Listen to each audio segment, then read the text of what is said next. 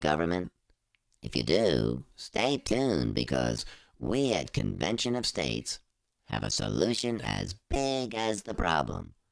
Our broadcast host is Dale Parrish. He's the Convention of States Indiana State Director. Take it away, Dale. Well, good evening, everyone. Thank you, Maringo Mike, for that introduction. Want to welcome you all to our broadcast this evening. Once again, we have a super broadcast lined up for you this evening. And as Maringo Mike said, my name's Dale Parrish. I am the State Director for Convention of States here in Indiana. Let's go through. I want to kind of give you an idea of what we're going to be doing tonight. The first segment that we're going to be providing to you is the segment we call the topic discussion.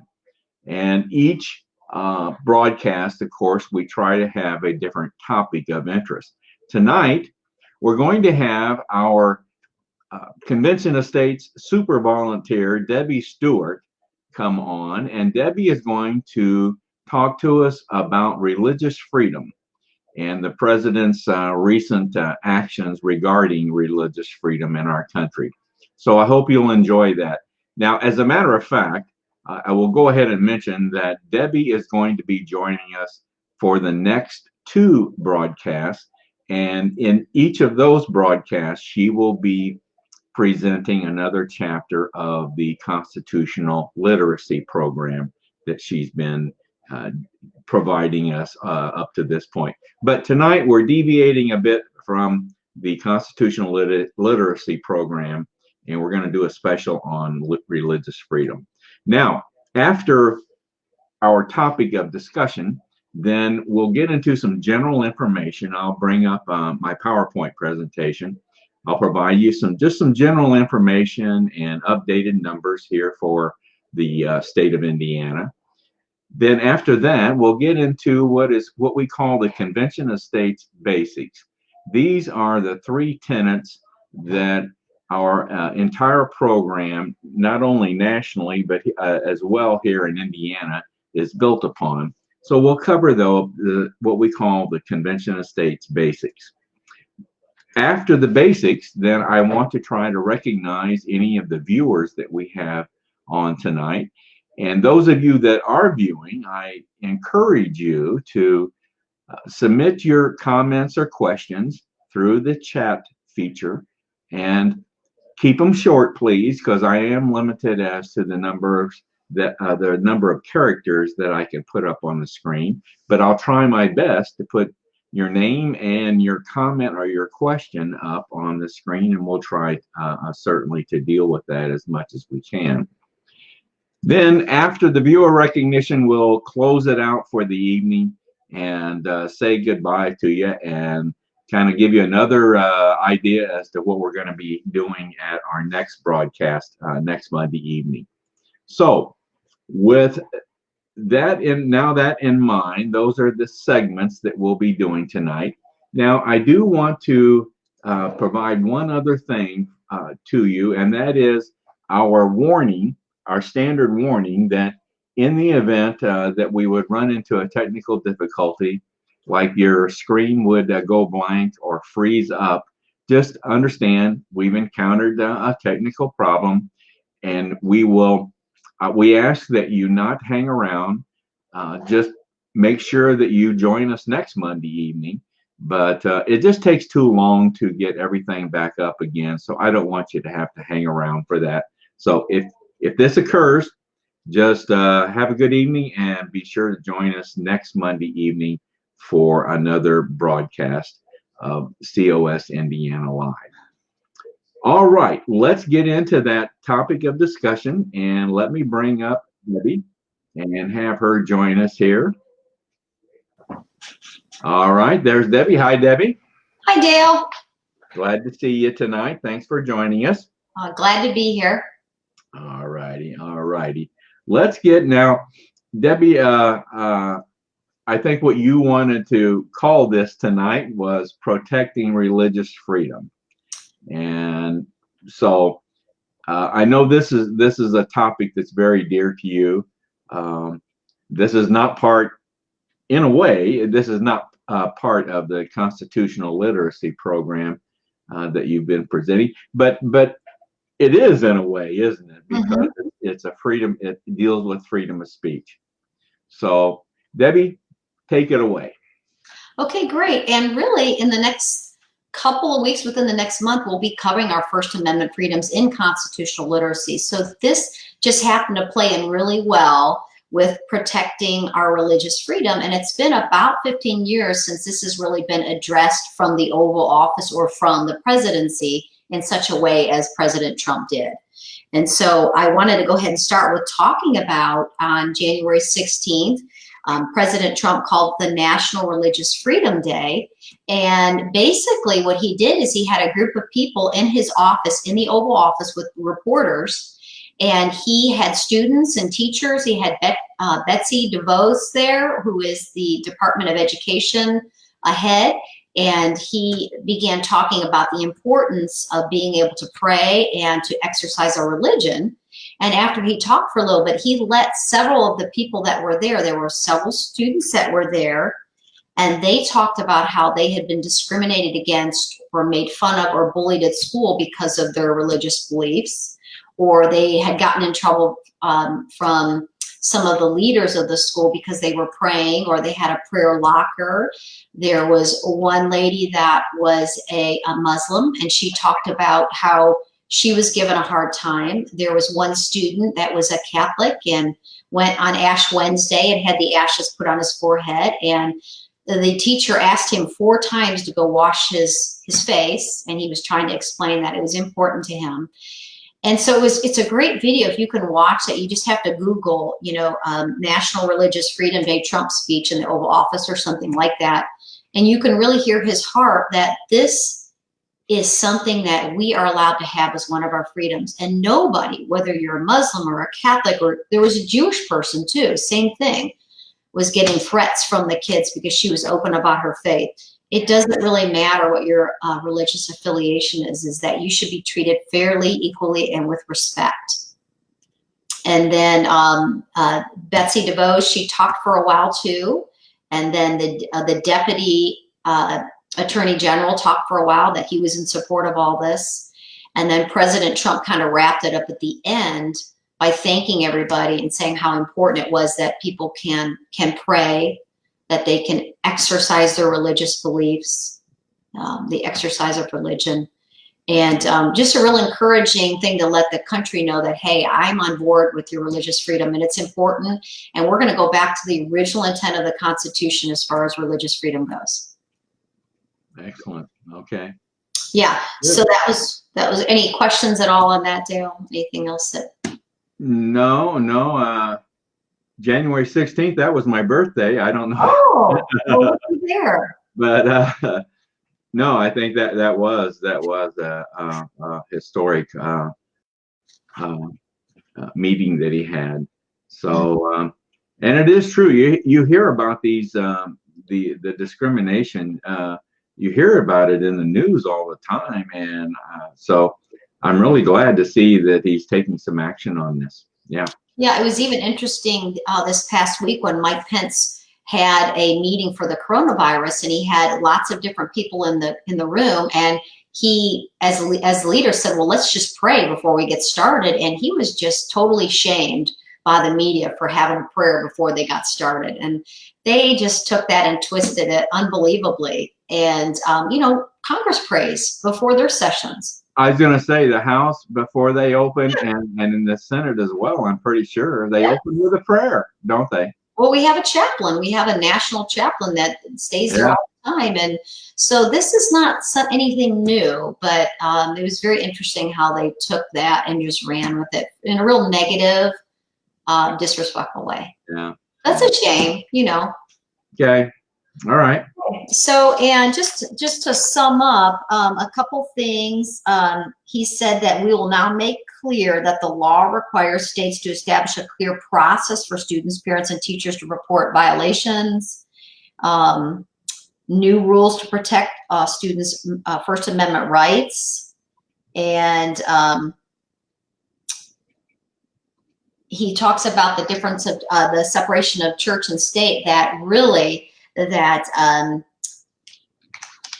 amendment is there not to keep the church out of the government, but to keep the government out of the church. So Right. that totally, turned around 180 degrees. Right. Okay. Okay, so let's move on to some of the Department of Education actions that Betsy DeVos talked about. There's a proposed rule that they want to do three main things. The first thing is they want to ensure equal treatment and the constitutional rights of religious organizations and non-religious organizations. So they want to make sure that they're treated the same.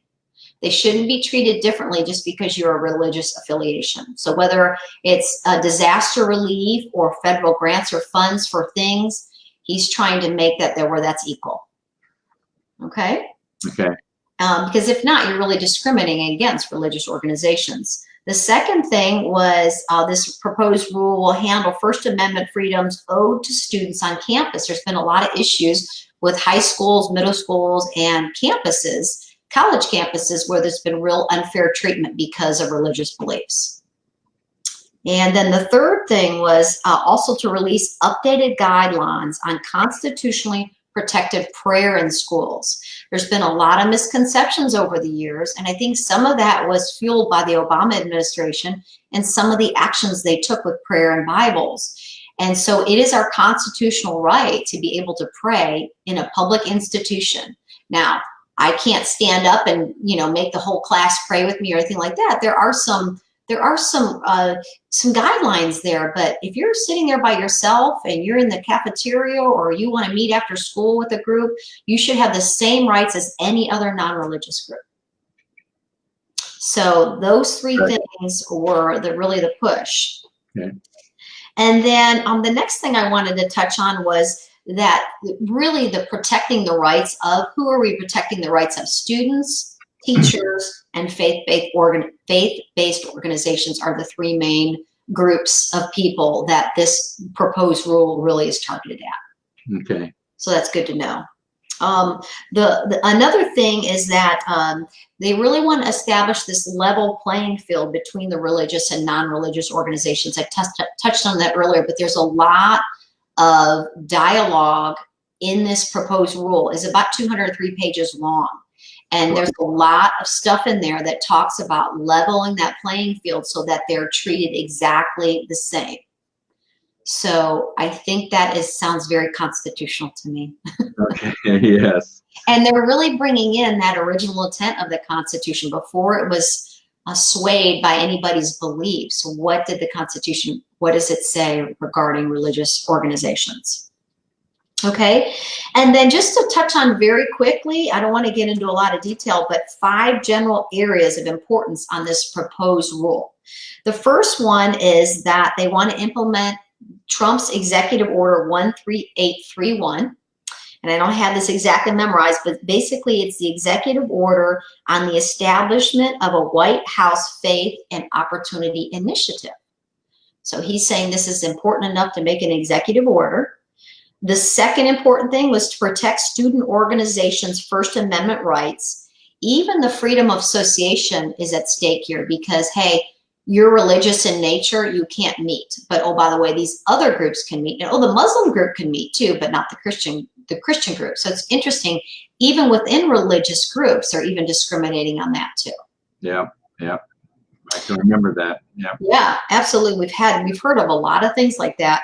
The third thing is to amend current regulations. So they want to amend the definition of a school or department of divinity so it's more consistent with the First Amendment. So sorry, I'm having to keep looking down, but some of this I don't have memorized. It came right out of this 203-page document. So Okay. the fourth thing is for Title IX, they want to clarify how an educational institution may demonstrate it is controlled by a religious organization. So that's very important to them to make sure that definition is very clear and lines up with the Constitution. And the fifth thing is there's also Executive Order 13864, which is called Improving Free Inquiry, Transparency, and Accountability at Colleges and Universities. and we know we've had a lot of issues with campuses in a lot of different ways. They want to ensure that if you're receiving grant money, okay, then you have to comply with the First Amendment. You have to be constitutional. If you want this money, you can't take the money and then discriminate against the First Amendment.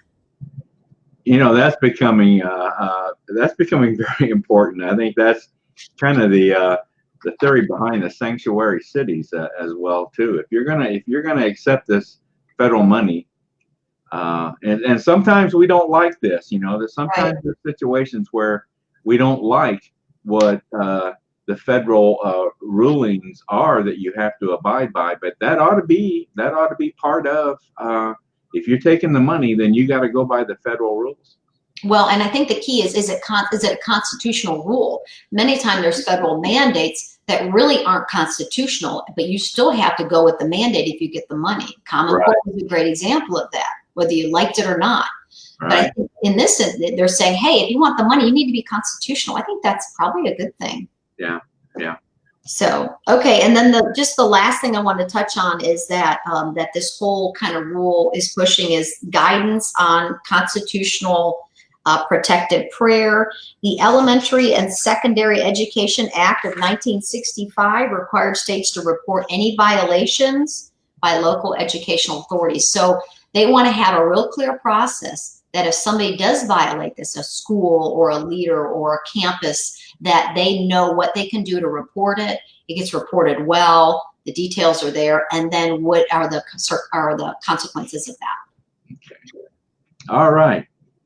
Well, Debbie, once again, thank you very much. You bet. Good stuff coming from the White House. And we will see you next Monday evening for another chapter in constitutional literacy. Sounds good. So look forward to that too. So okay. Debbie, once again, thank you. Have a good evening. Thank you, Dale. You too. Bye-bye. Bye. All right, Debbie. Thank you very much. Thank you very much. I'm going to turn your audio off, Debbie. Okay. Well, the next thing I wanted to get into then would be some of the general information about how we're doing here. And in order to do this, I'm going to go to the slideshow presentation function here in my PowerPoint, and that should get you a full screen there.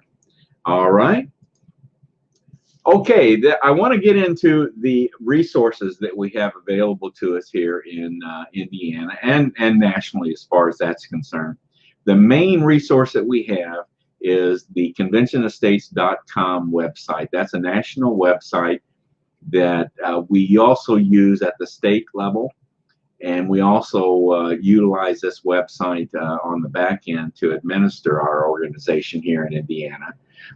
But the website itself has a wealth of information, and if you're wanting to get involved in the Convention of States, this is the first step you should take, is go to this website, open an account, sign the petition, and become a supporter. conventionofstates.com. Now, embedded in this website is our state website page, conventionofstates.com/Indiana. Also, social media platforms. We are on numerous platforms. As a matter of fact, this broadcast is coming to you through our state Facebook page, Convention of States Indiana. We also have a YouTube channel, COS Indiana, very much an educational resource. Now we have recordings of our broadcasts. We have narrated PowerPoint presentations, and we have links to a podcast that our legislative liaison, Paul Phillips, does, called the Free to Be Free podcast. These are excellent podcasts. We use Paul's podcast many times as material for our broadcast. And so I would encourage you to check out his podcast. Our YouTube channel, like I said, will provide you links to all of his podcasts. We're also on Twitter, #COS Indiana, Instagram, LinkedIn, and a number of other platforms. So if you're into social media, you should easily be able to find us out in the social media world. Excuse me. Some numbers for what is happening in the state of Indiana. In 2019, we surpassed 41,000 supporters in the state of Indiana, been growing at a tremendous rate. In 2020, we've set our goal at 52,000 supporters, and we are off to a good start this year, I'll tell you, and I think we're going to reach this without any problem. 2,900 volunteers. We have about 40 individuals in leadership positions, always looking for more leaders. Once again, here's this national website. If you're interested at all in maybe becoming a leader, go to conventionofstates.com, click on the menu selection, Take Action, scroll down to where it says Become a Leader, and look at the different volunteer opportunities that we have available. If one's of interest to you, open it up, read about it. And if you're really interested, go ahead and make application. You're not obligated in any way. But what that does is then your name will then pop up on a report that I see and a few others every day. And one of us then will be in contact with you to discuss that particular opportunity. So, like I said, we're always looking for leaders. So please, if you have any interest, go to the website and take a look at those volunteer positions that we have available. All right, let's get into then the basics of convention of states. Now, the basics, there are three basics: the problem, the solution, and the plan.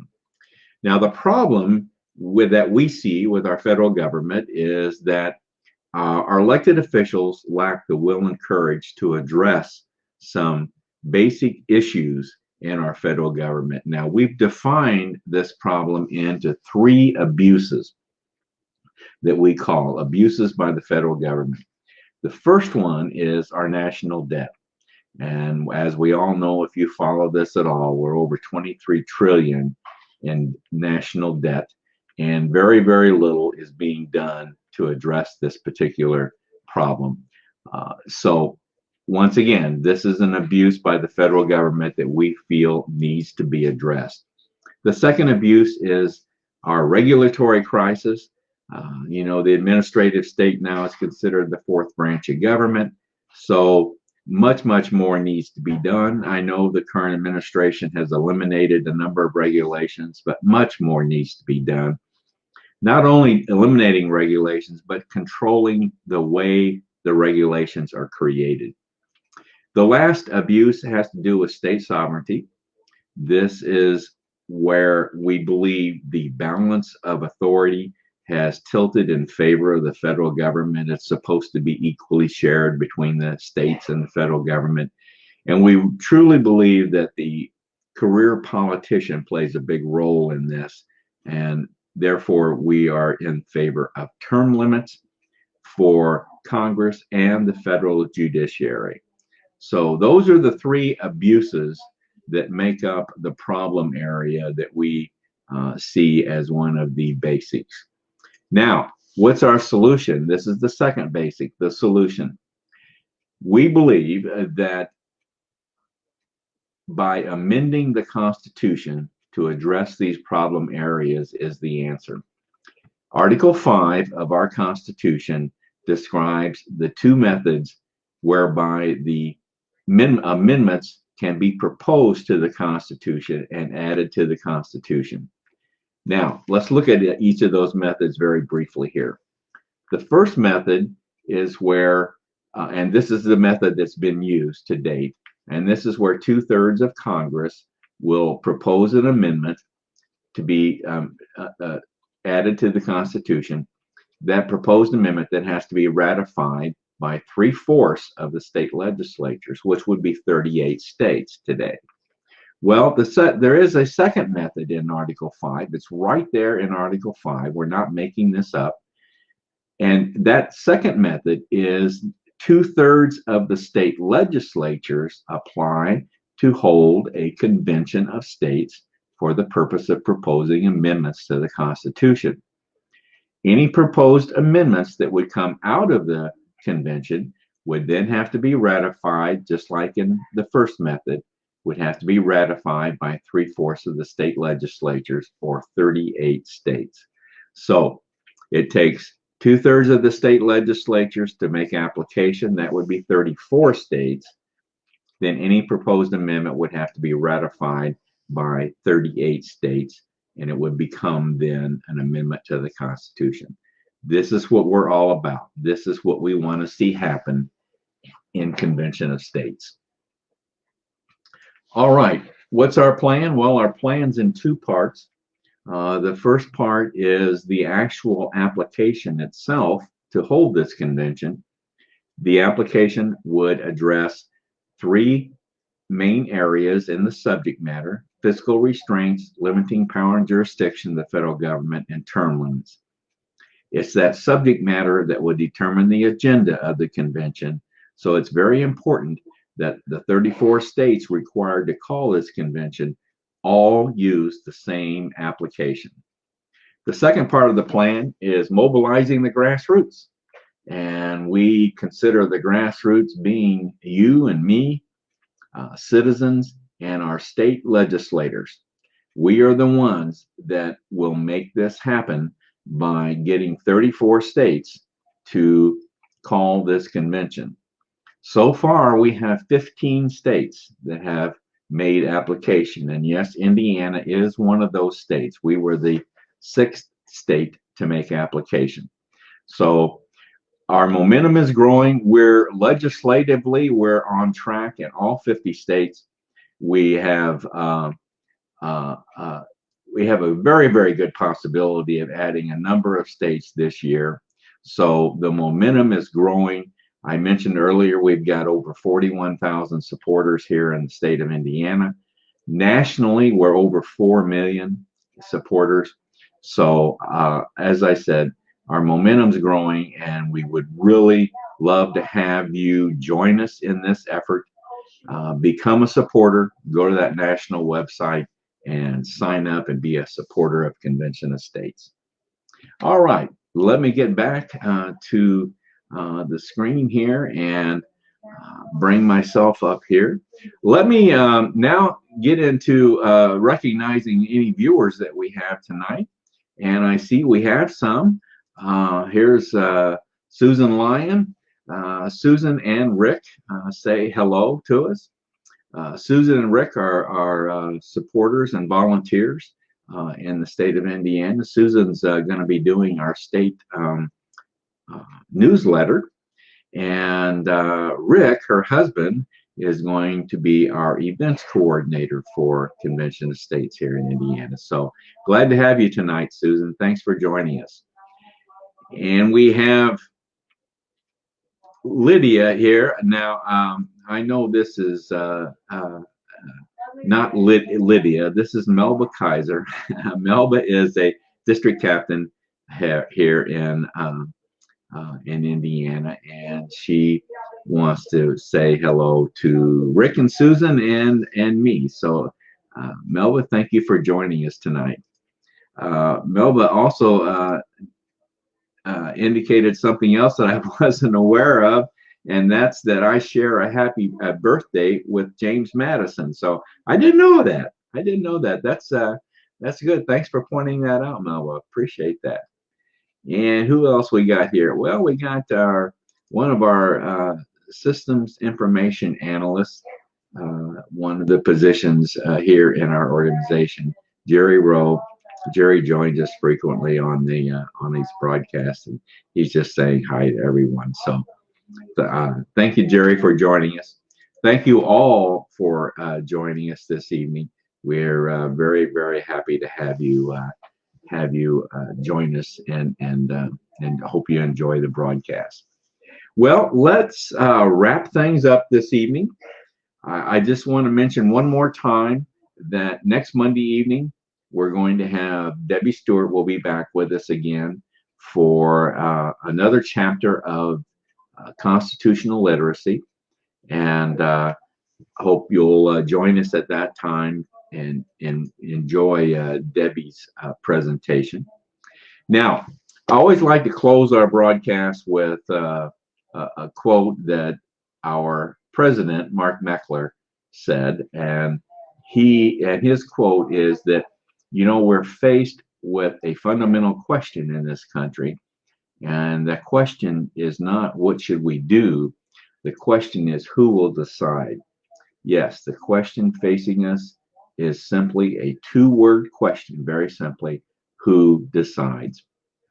We in Convention of States believe that we, the people, should have a bigger say-so in making these decisions. So who decides? And that's we, the people, should be making these decisions. Once again, I want to ask you all, any of you that have an interest in becoming involved in our movement in Convention of States, I would encourage you, once again, go to our national website, conventionofstates.com, and get involved. Open an account, sign the petition, become a supporter. If nothing else, become a supporter. If you have any inclination to taking on a leadership role, and believe me, we have leadership roles that require very little time, and we have roles that require more time. So look at the roles that are available and see what, if there's one of interest to you that would fit your schedule. But beyond that, if nothing else, open that account with Convention of States, sign the petition, and become a supporter. You are filling a role just becoming a supporter. So I'm going to wrap it up then. And once again, I want to thank you for joining us this evening. And we look forward to seeing you again next Monday evening on COS Indiana Live. Good night, everyone. Have a good evening.